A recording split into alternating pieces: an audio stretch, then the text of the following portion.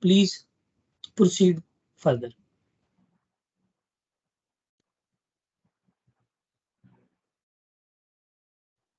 Dr. Vakar, Secretary of the Keynote Session. Thank you very much, Zahir Ahmed. I'm Dr. Vakar Ahmed Awan, a lecturer at Department of Information Management, University of Sargodha. I have the honor to be the session secretary for this session themed keynote speeches.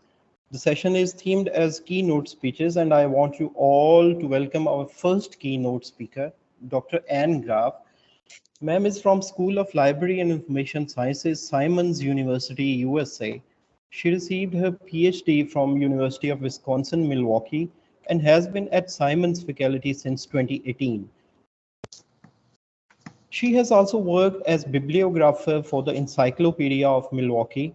She has many awards in her account, including Chancellor's Graduate Students Award for 2012, 2014, 2016, and the Best Paper Award for the International Society for Knowledge Organization's biannual conference in 2016.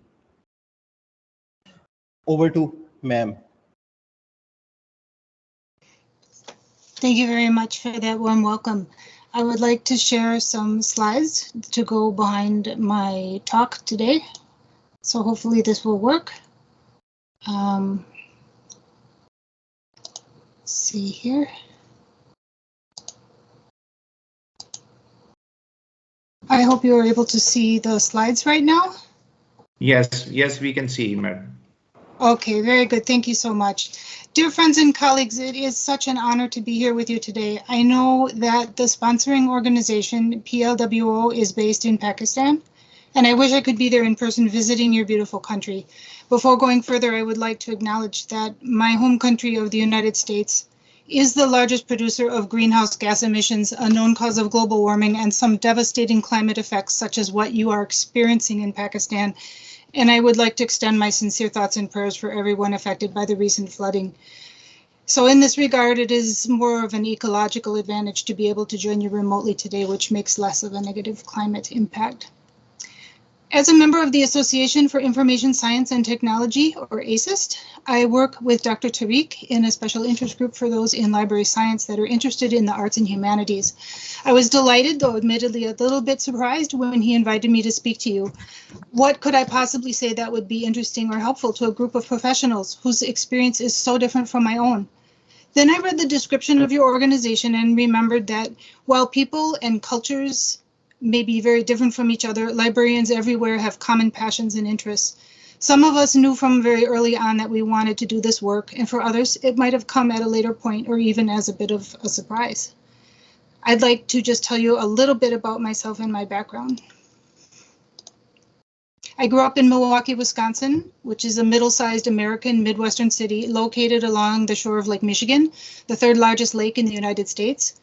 Libraries were central to my childhood, so it was no surprise that I ended up working in them and with them. My parents, both librarians, met in library school in the 1950s, and my father went into records management for the city, and my mother worked for the local public library system at various posts throughout her career. When I finished my bachelor's degree in mass communication in the 1980s, it seemed only natural for me to apply to the library science program, even though I had told myself, after hearing years of mom's stories about library budget constraints, unsympathetic branch managers, and the struggles of working with patrons in an urban environment where their own social service needs were often not being met, that I would never want to work in a library. But as at a loss as to what to do with a mass communication undergraduate degree, I did apply and was accepted into the library science program at my local university. I did not attend right after my undergraduate work, though, as life intervened for a couple of decades. I fell in love, I got married, and I had 4 children, and it wasn't until years later, when the kids were all off in school, that I reconsidered this path and began my library science degree. Once I finished my studies, I could not find a library job right away, so with the encouragement of my professors, I began work on doctoral studies in information organization, and I was able to combine my love for art, photography, and wandering with description and organization. So what do I mean about wandering? This has become the very theme of my life, one that I can now heartily embrace, though I did not always look at it in this way. Wandering implies not knowing where you're going, not having concrete goals, and possibly not always using precious resources in the most immediate or effective way. It also goes against the way that society sometimes views librarians in general. If you are a librarian, maybe friends or colleagues have joked around that you are super organized, or at the very least, you work organizing things for others. Everything is managed and orderly, and there's a plan for every process and a place for everything in a library. While these are noble goals, maybe, and I'll take apart that idea a little bit, they're only one piece of the puzzle, only one part of the processes that allow us to give our users what they need when they need it. As we all know, the world is kind of a mess in many ways, and our thought processes can be just as messy. Someone has to be out there in the messiness, getting the lay of the land so that the ordered piece can someday come into focus, or at least be wrangled in a way that makes information and life itself usable, bearable, able to be lived, and maybe even enjoyable. Not everything falls into neat categories. Not everything is seen in the same way, even if it's spelled out in clear text. We interpret everything around us based on what we have already been exposed to, what we have grown up with, what our parents thought was useful or important. And this doesn't mean we should avoid the messes, that we should focus on less or focus on what we know. But this means we sometimes need to dive into what may look like a swamp of information and basically see what happens. So this leads back to my own studies. While developing the topic for my dissertation work, I worked with my advisor and we discussed some very, not exciting work. It was a bit boring to me at the time. I had been working on developing a large bibliography on the metropolitan area where I live. This bibliography became the basis for the Encyclopedia of Milwaukee project at my university, which is now published online through the support of the University History and Urban Studies departments. So the bibliography was published as a book itself and is continually updated in the online version, and it seemed a no-brainer to my advisor. He wanted me to take a look at the organization of this large bibliography and the process of compiling and categorizing resources. And my advisor remains a deeply respected scholar in information organization, and I tried to join in his enthusiasm for this endeavor. I really did, but again, I am a wanderer, and I grew up in a family that very highly values the arts. We didn't own expensive artworks, and we didn't create beautiful paintings. None of us can carry a tune or perform successfully on stage, but we love art and we seek it out and we see it. After years of practicing, we see it all around us. So this aspect of seeing while wandering is what's key and what I'd like to focus on, no pun intended, today. Now I keep mentioning that I am a wanderer, and as I wander, I take photographs. These two go together fist and glove. And while wandering, I often find myself in out-of-the-way places where strangers have created artworks in public. Some of these works are what you would call graffiti, and some become what I would call graffiti art. I'd been wandering and taking photos of graffiti for quite a few years at this point, and I began to wonder if anyone was documenting these artworks. I soon discovered that there were numerous websites dedicated to documenting graffiti around the world, and began to explore these websites and to notice how they were organized and how the works themselves were described. They were not organized using library science principles. The community carrying out this work was not using controlled vocabularies and subject headings, as we would expect to see when trained librarians take up this kind of work. So this became the topic for my dissertation, much to the initial irritation of my doctoral advisor. He did not understand how this kind of exploration, both physical and intellectual, would fit in with my career trajectory and my desire to work in library science. But he soon came around, and going forward from that point, I was able to combine my dedication to library science broadly and information organization specifically with my love for art, photography, and the simple, enjoyable act of wandering. So I've come to embrace wandering both physically and intellectually, academically, and emotionally. And I'm not the only wanderer out there. This is obvious after examining over 200 websites around the globe that feature images of graffiti art. With recent highly charged social events in the United States, there was a meteoric rise in the number of graffiti works and murals painted in public places. During the height of the COVID-19 pandemic, Many more such works appeared daily. Entire websites sprang up to document specialized graffiti and street artworks tied to such concerns, including the George Floyd and Anti-Racist Street Art Archive, which was created by faculty at the University of St. Thomas in Minnesota, near where George Floyd was murdered by police on May 25th of 2020, sparking a national and international outcry against police brutality. Documenting and describing this response and many others like it became imperative, and suddenly the work I had done to assess how much image collections were being described, how such image collections were being described and organized, it took on new meaning for researchers, for artists, and even the general public.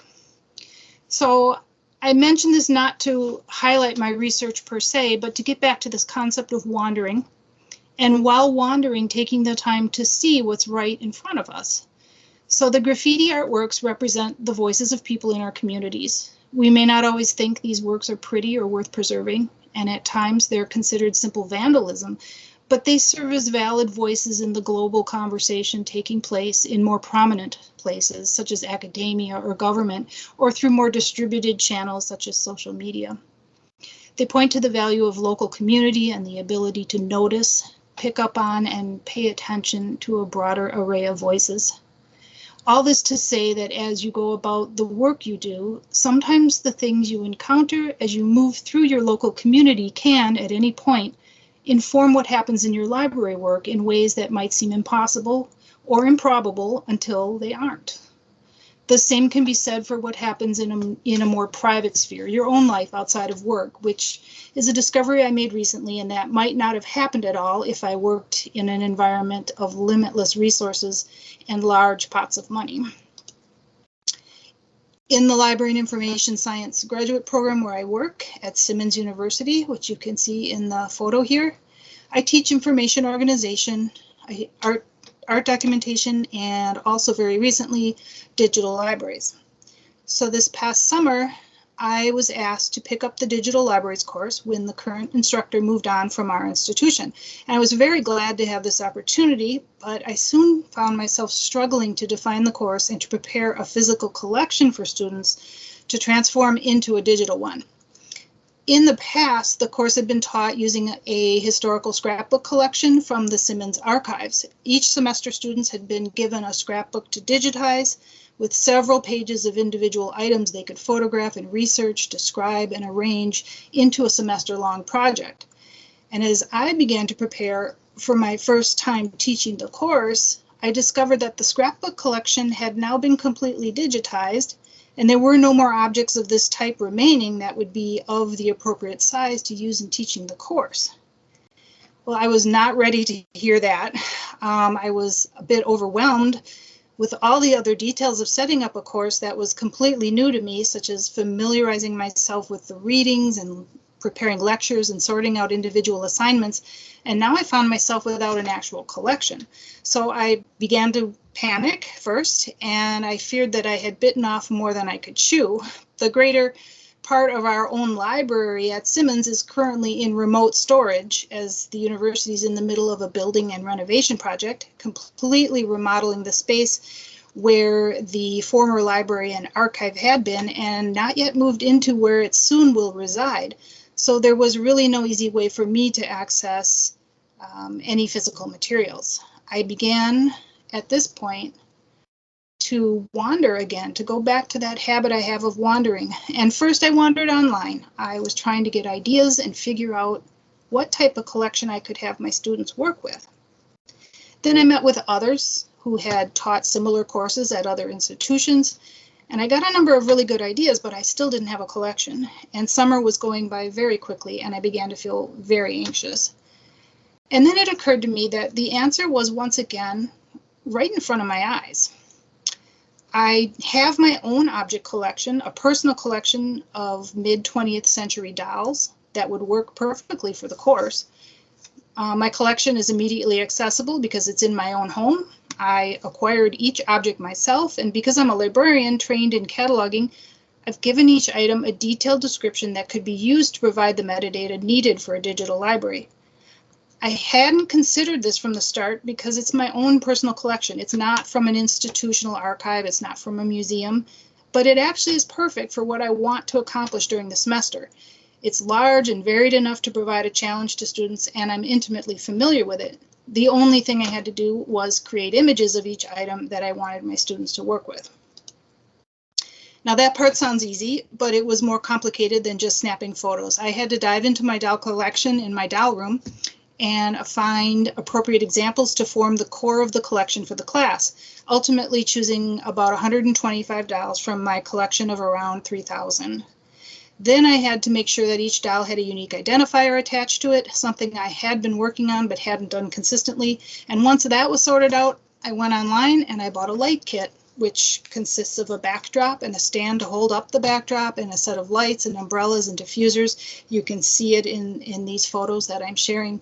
I set up this table in my living room with the lights and the backdrop, and I used my own 35mm camera on a tripod to shoot the needed images of all of these dolls over a period of a couple days this past month. Then I uploaded all these images and renamed each image file to match the unique identifiers for the dolls. Now, looking back on the time and energy it took to do this, it was a lot of work, but it was manageable work. I used what I had available, my own collection and my own photographic knowledge and equipment, but now I have a wonderful set of images of an appropriate collection to use to teach my students about all the many aspects of creating a digital library. So I was able to do all of this remotely without access to our university archives, and I learned a lot in the process, and I'm sure I will learn a lot more from teaching the course itself. I'll be able to use what I learned in the process of choosing the collection, photographing it, and cataloging all of the objects while I was collecting them over the past decade or so. All of this information and experience will inform the teaching and the learning experiences to come, not only this fall during this semester, but on across into future semesters. And this project largely succeeded with a very small budget. I had exactly $124.99 that I spent for that light kit that I ordered on Amazon. And this is all because I looked around me and I noticed what was available at hand, and I leveraged what I already knew and what I had, from materials to expertise, to make do. I also benefited by talking to others who'd been in my shoes, those who had designed similar courses and who had worked with similar software for digital libraries, software that was available freely through my university or as open source online. So often, many times, we're limited by what we think a program or service is supposed to look like. And I was worried that using my own collection for the course wouldn't be seen as professional or sufficient. I've been challenged in my own career when I try to examine systems and processes that fall outside the library world, that come from communities of practice that are not even aware that there are formal tools and standards for doing what they want to accomplish. And at this point, I want to emphasize the importance of seeing what's being done, actually done in practice, instead of imagining what should be done based on our preconceived notions of what's proper, professional, what's best practice, if you will. So in our school library program, I don't have access to the most cutting-edge software for art documentation. I can't teach students how to use it or give them any practical experience with it, but what I can do is give them a broader experience of a number of more accessible software packages that they'll most likely be using if hired by smaller institutions with smaller budgets. I can also leverage collegial friendships in various sectors of the professional community, and have invited guests to lecture in my courses, people who do have access to more sophisticated systems and software and who can share with my students a bit about how some of those systems work.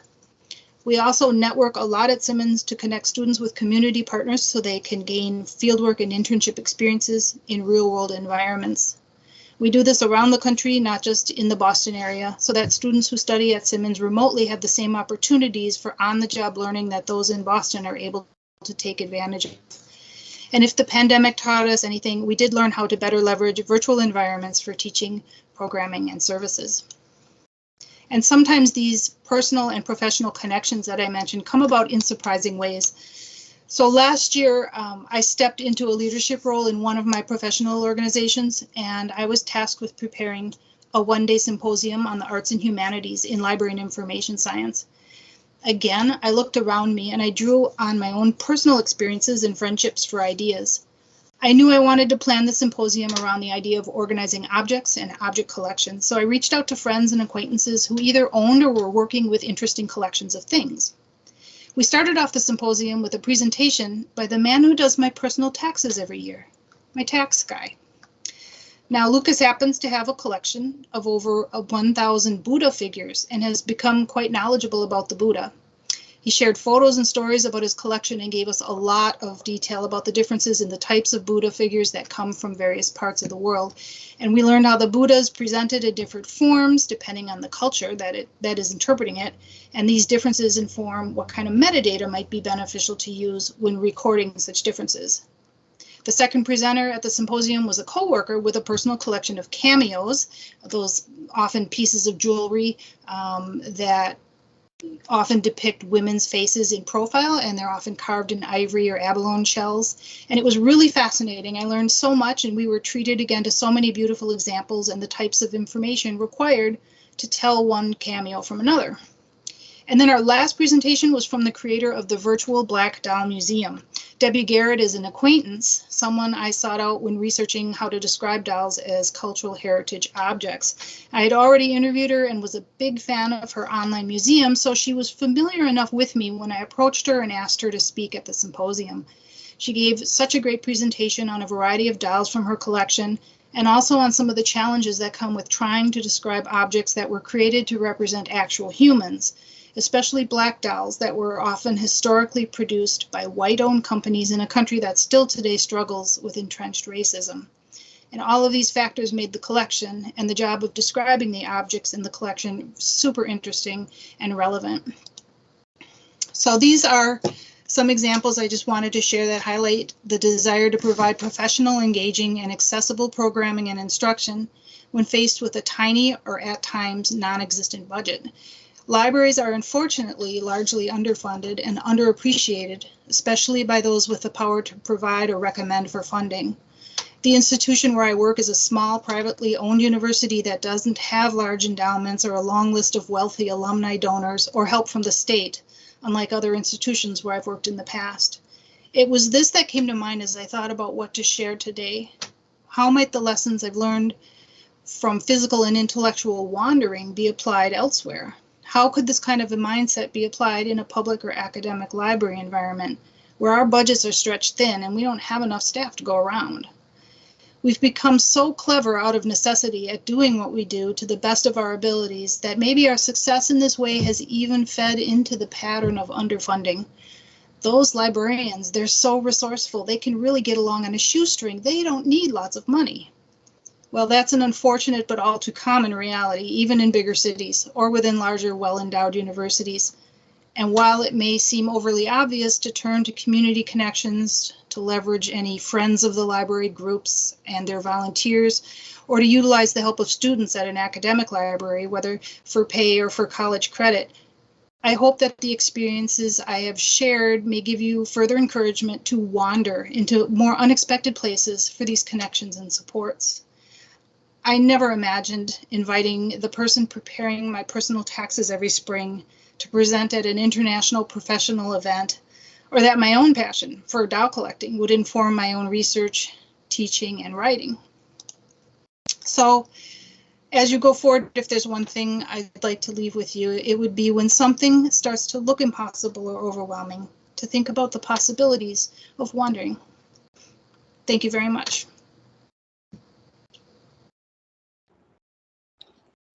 Thank you very much, ma'am, for your precious words on the value of wandering and sharing your personal experiences. The second keynote speaker we have for this international conference is Professor Dr. Muhammad Ramzan. Well, Dr. Muhammad Ramzan has currently... Dr. Vakar, I'm sorry to interrupt you. And actually, there are a few people who are interested to ask few questions. So the session was organized in a way that after 2 keynote speeches, there will be question answer session. Would it be okay for you? because we both are in states. I'm also right now in United States, so I can understand the time and the time difference as well. So I would request if you could stay and you would listen Dr. Ramzan as well. And after the session, this is there are only two keynote speakers, and after the second speaker will take the question answers. Right? Thank you very much. Thank you for staying.